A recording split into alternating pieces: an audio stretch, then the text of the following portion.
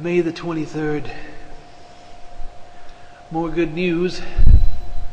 I'm home here at 10 minutes past noon because my boss had trouble believing my excuse for missing work the other day. Let's review. I told him about my car messing up on the 18th, and he seemed fine about it at the time. I left out the details about the foam clogging up my vital engine parts and instead told him that my battery had died on the highway and that I had since bought a brand new one and that it would never be a problem again. Unfortunately, I got sick when the dead dog mission went bad and I ended up missing the 20th as well. The boss called me that morning when I was only 10 minutes late and still sleeping off the nausea.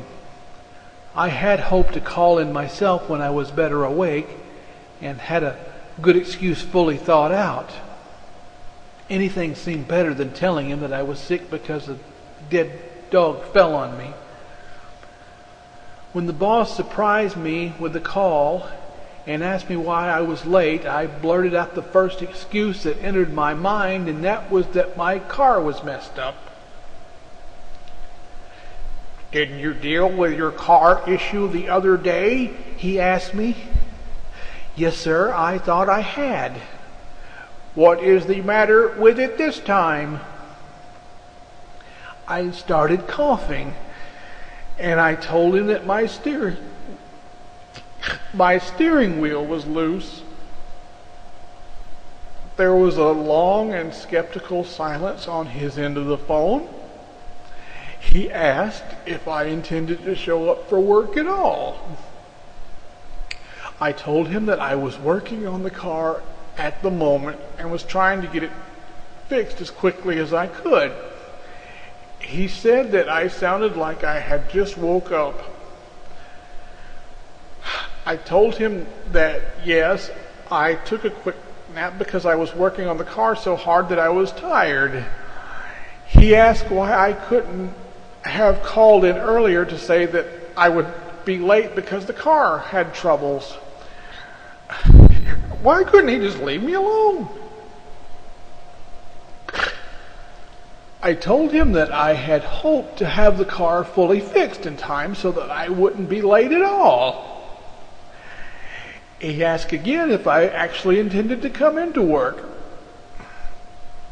The nausea I felt just sitting up a little bit in bed let me know that such a thing was impossible. So I told him that I would be there if and when I could get the car fixed.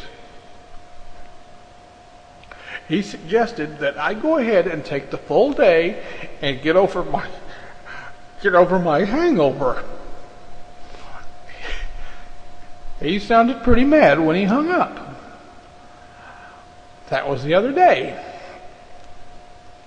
The boss called this morning and told me not to bother coming in today. He had advised his supervisor of my intention and my situation, and they had agreed to suspend me for a week without pay.